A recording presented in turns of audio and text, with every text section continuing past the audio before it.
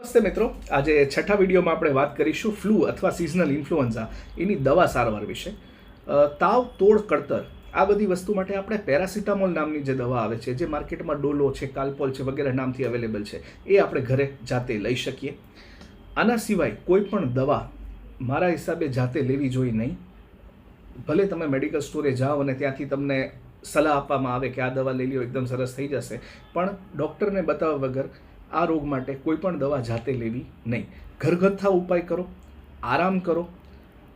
આપણે જે વાત થઈ એની પહેલાંના વિડીયોઝમાં એ બધી કાળજી રાખો. પ્રવાહી પુષ્કળ પ્રમાણમાં તમે લો અને તાવ, તોડ, કળતર માટે પેરાસિટામોલ દવા લો. 1 થી 2 દિવસમાં તમને જો એવું જણાય કે આટલું કરવાથી આપણી તબિયતમાં કોઈ સુધારો નથી આવી રહ્યો અથવા તો વધારો થઈ રહ્યો છે આપણી તકલીફોમાં, તો અવશ્ય ને અવશ્ય ખાસ કરીને આપણા ડૉક્ટરનો સંપર્ક કરો અને પ્રોપર સારવાર બને એટલું જલ્દી મેળવો. Thank you.